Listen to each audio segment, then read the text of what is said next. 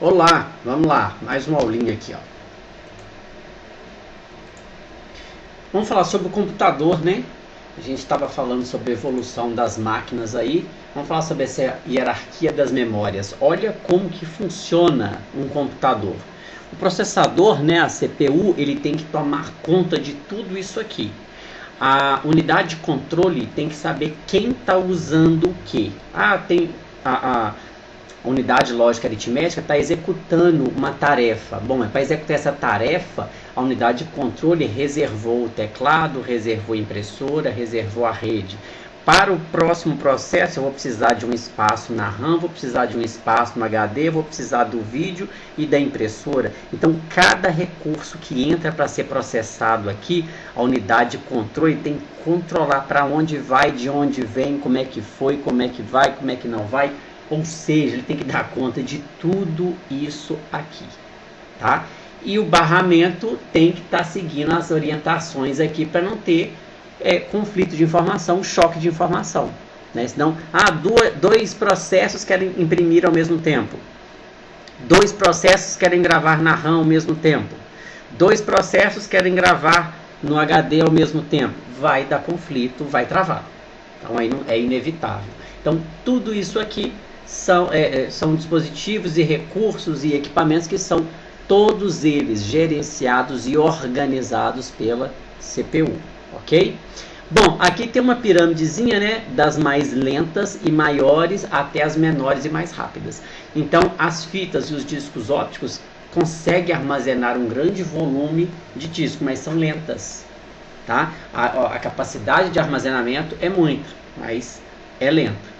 Depois vem os discos magnéticos, a memória principal, a memória cache, os registradores. São minúsculos, né? O espaço aqui é muito pouco, mas eles são umas memórias bastante rápidas. A cache e os registradores são de altíssima velocidade, mas são pequenas, são caras, né? Já pensou se a gente tivesse um disco óptico, um HD só de memória cache ou de registradores? Ia custar um absurdo, mas ia guardar essa informação na mesma velocidade que estava sendo processado. Olha só que interessante.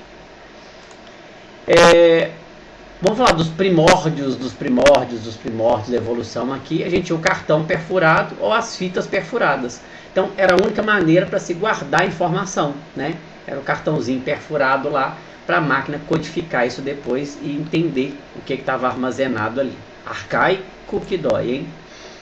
Depois disso vieram as fitas magnéticas, né? Ou banda magnética. O único problema dessas fitas era o seu desgaste, né? Ela tinha uma confiabilidade de apenas 2.000 passagens pela cabeça de leitura e gravação, tá? Depois disso ela começava a perder a qualidade. Já que você estava fazendo um backup, você podia confiar? Não podia, então tinha que trocar aquilo ali. Ao mesmo instante que as cabeças de leitura dos dispositivos também sofriam desgaste. A cada 2.000 horas de uso, vamos trocar isso tudo. Então assim, era só para coisas realmente que a gente precisasse guardar mesmo, né? Isso aqui é muito importante, vamos guardar. Então você ia lá e guardava isso aí, ok? Muitos aí conheceram, eu nem sei o que é isso. Não é da minha época, eu não sei o que é, tá? Me falaram, li na internet, que essa fita aqui, ó, me corrija se eu estiver errado, não sei. Isso aqui é a fita cassete e essa de cá é a VHS, tá? Aqui guardava-se música, aqui guardava-se vídeo, tá? Era os tijolões da época, quer dizer, não sei, vovó que me contou isso aí. Eram os dispositivos de armazenamento que a gente tinha na época, né?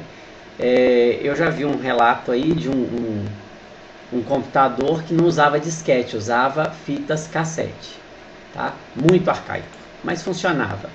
Depois disso, o pessoal evoluiu para o disquete de 8 polegadas. Olha o tamanho do disquete. Roubo de informação. Copia a informação aqui, põe no bolso.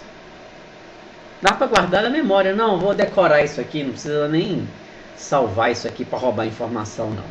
Então, além de não caber 80k bytes de instrução, não cabia nada. E olha o tamanho disso aqui.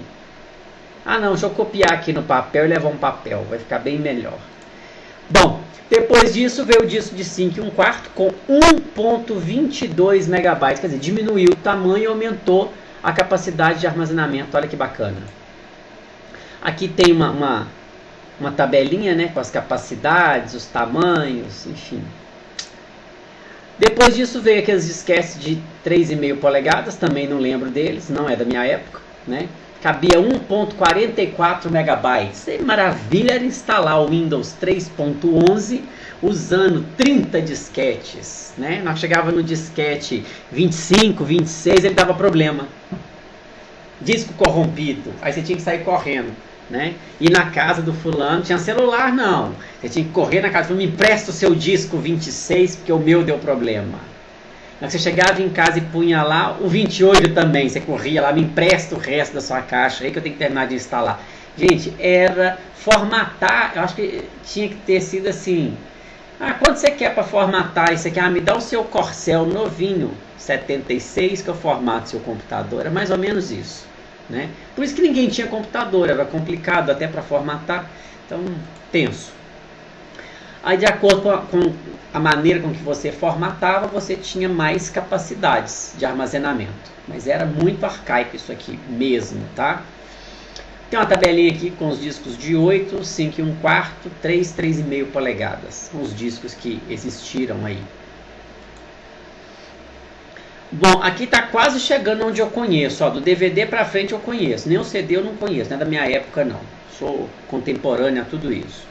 Então, o CD ele tinha uma velocidade de 150 KB por segundo, o DVD 1350 KB por segundo e o Blu-ray tem 1.5 MB por segundo. Ok? Essas são as velocidades de leitura e gravação das mídias. Ambas têm o mesmo tamanho, mas espera aí. Elas têm o mesmo tamanho, mas não têm a mesma capacidade. Deixa eu até pular mais um aqui, ó. Só para falar que o CD consegue armazenar 700 megabytes. O DVD, o simples, 4.7 GB, o de dupla camada, 8.5 GB. O Blu-ray é a mesma coisa, 25 GB, o de dupla camada, 50 GB. Deixa eu voltar no slide anterior, isso, para falar disso aqui, ó, Blu-ray, CD e DVD. O CD, para gravar um CD, você tinha um feixe de laser, e esse feixe de laser tinha 780 nanômetros. Aí ele fazia microfuros lá no CD para poder ser lido depois. Já o DVD, o que eles falaram? Para a gente conseguir colocar mais informação no mesmo tamanho de disco, vão diminuir o tamanho do laser. Então, eles diminuíram o tamanho do laser, passou para 650 nanômetros. Com isso a gente conseguia fazer um furinho menor, uma trilhazinha menor, conseguia colocar muito mais informação no mesmo tamanho físico de mídia. O que aconteceu com o Blu-ray foi, vamos diminuir o tamanho do laser. Passou então para 405 nanômetros. Com isso a gente consegue colocar muito mais trilhas no mesmo tamanho de disco. Então a gente tem o CD com 700 megabytes, o DVD com 4.7 GB e o Blu-ray com 25 GB. O mesmo tamanho de disco, tá? Ambos têm o mesmo tamanho de disco. O que vai variar vai ser o tamanho do laser que vai fazer esses microfuros. Perfeito? Bom, no CD convencional ele faz lá, ele queima o CD a 1.2 milímetros de profundidade. O laser bate lá, queima a parte que é sensível e está tudo de boa. No DVD simples, ele faz uma queima de 0.6 milímetros na primeira camada. A segunda camada também 0.6, então ele consegue perfurar aí 1.2 milímetros. No Blu-ray, ele queima primeiro ali 1 milímetro e a próxima camada está 1.1. Certo? Tá? 1 milímetro de diferença de uma camada para outra. Aí as cores do laser, né? O infravermelho, o vermelho e o violeta. Bom, quando a gente fala em discos magnéticos, a gente fala em HD, né? Os HDs mais comuns são os capazes de alcançar entre 5.600 a 7.200 rotações por minuto. O disco, o prato dele consegue girar essa velocidade, ok? O HDD, o HD convencional que a gente usa. Só que alguns modelos chegam a 10.000 RPM. Quais são os modelos? Aqui, os modelos SCSI. Então, são modelos mais caros, tá? Tem uma rotação maior, então ele tem uma maior velocidade de leitura e de gravação, ok? Então, são HDs para máquinas mais possantes. Era, né? Que hoje em dia a gente tem outra linha de HDs aí que não descartamos já isso aí. Quem são eles? Os HDs SSDs. Aí bate de 10-0 nos outros, né? Ele não tem rotação nenhuma, né? São feitos com memórias estáticas. Tem um exemplo aqui, o Corsair Force GT de 180 GB por segundo. Tá? Então a gente consegue ler muito mais informação, muito mais rápido no HD SSD. E a gente tem os modelos híbridos. O que é o modelo híbrido? Ele tem os discos que gira, né, a capacidade, igual aqui, ó, 1 TB de HDD, está escrito aqui, ó, e 120 GB de SSD. Então eu coloco o sistema operacional nesses 120 GB e ponho os meus arquivos nesse 1 TB. Muito bacana isso aqui, tá? Muito bacana. Quando eu falo em memória RAM, em 2002 a gente teve aí o lançamento das memórias DDR. Em 2004, DDR2, em 2007 a evolução para DDR3, em 2013 a DDR4. Estamos na fila aí para ter a DDR5, né? Vamos ver quando é que sai. Bom, as velocidades das memórias, né? Exemplo aqui a DDR3, ela tem lá a DDR de 800, tal. A de 800 MHz, ela chega a 6.400 MB por segundo. A DDR3 2.133 MHz chega a 17.066 megabytes por segundo. Então, assim, são memórias com velocidades incríveis, né? Tem uma reportagem aqui, ó, das DDRs, falando DDR4, né? Que ela tem esse modelo aqui, ela chega a 21.328 megabytes por segundo, tá? Ela tem um overclock automático até 2.666 MHz. Gente, memória, se você for pesquisar, todo dia tem uma memória nova rolando aí no mercado, tá?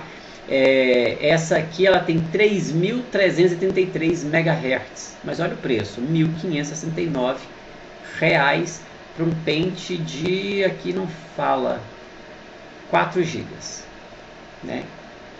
4 módulos de 4 GB, então vão ser 16 GB. Você vai pagar R$ 1.569, tá? Não é para assustar, né? Quem tem dinheiro, né, consegue. Então a gente tem aqui, ó, alguns fabricantes, né, já anunciaram de 1.600 a 3.200 MHz. Para o próximo nível de memórias, eles pretendem partir de 3.200 até 6.400. E depois, né, uma próxima evolução, eles cogitam chegar a 8.400 MHz. Se você for pesquisar o que os fabricantes pretendem, tem neguinho pretendendo fazer aí gigas, né, flops. Então a gente não tem limite para isso aqui. Enquanto a tecnologia for permitindo, a gente vai evoluindo nisso aí.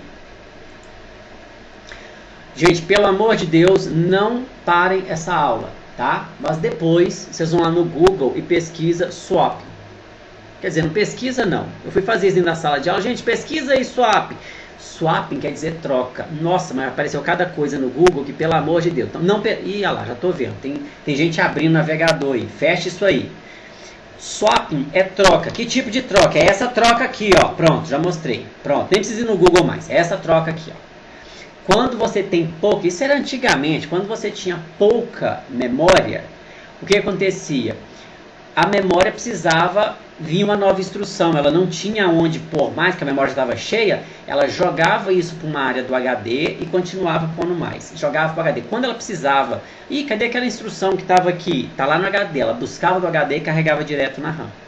Então a RAM conversava diretamente com uma área específica do HD para ficar fazendo essa troca de informação aqui. Era um espaço reservado só para a RAM, tá? Reservado e dedicado. Então eles tinham uma certa prioridade nessa área aqui. Então isso ajudava e muito. Mas isso era para quando a gente não tinha muita memória RAM. Hoje a gente não tem esse problema. Qualquer maquininha que você pega aí, qualquer pessoa tem hoje em dia no mercado 8 GB, 16 GB de RAM. Então é muito tranquilo.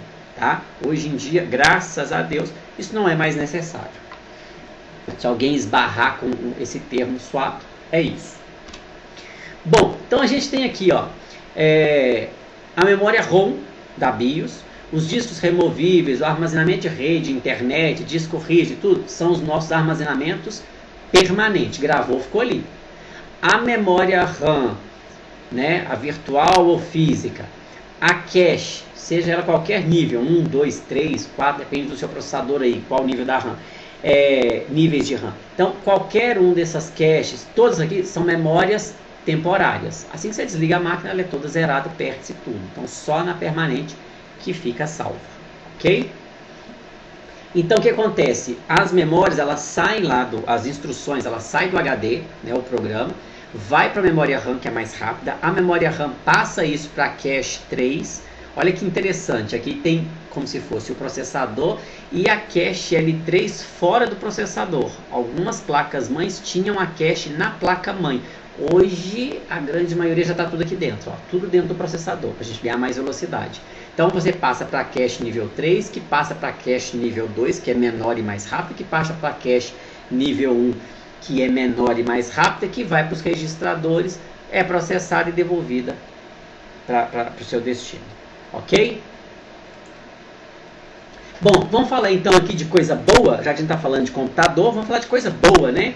Eu preciso ter uma coisa boa, só que para ter uma coisa boa eu preciso ter o quê? Processador bom. Então, não medir esforços, né? Papai vendeu lá meio curral de boi. Eu corri na loja e falei, ó, vou querer esse processador aí, ó, AMD Ryzen Threadripper. Nem sei falar isso.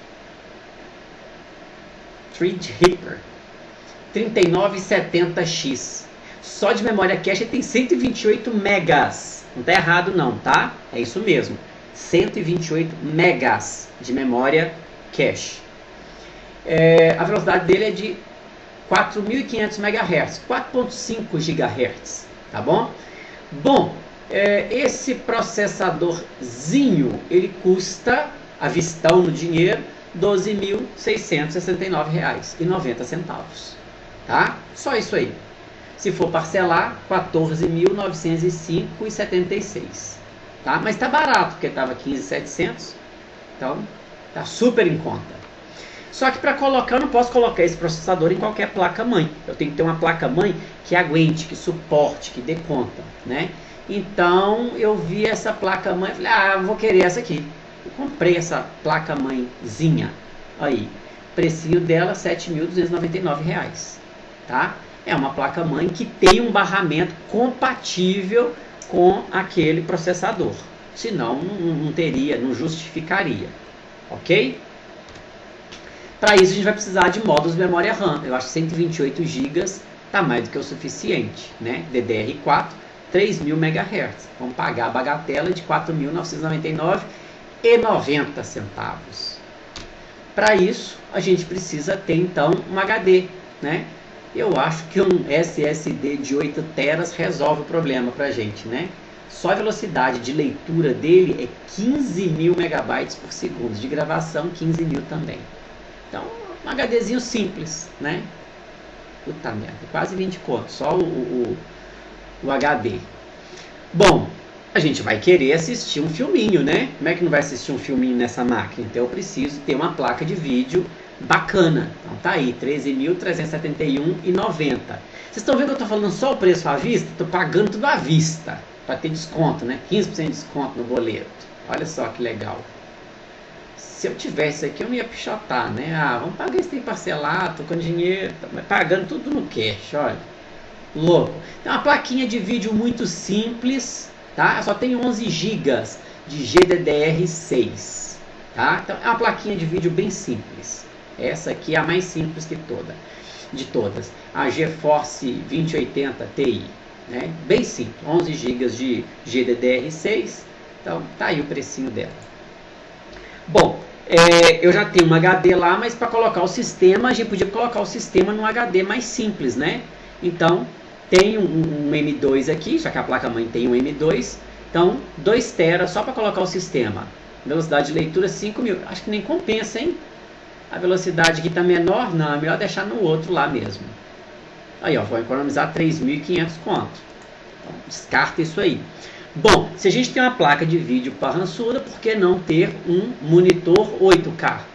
Ora, né? Tô com dinheiro, vou comprar. Já comprei, 21.399. Só o monitor, tá? Mas ele tem 31 polegadas e meia. Então vale a pena.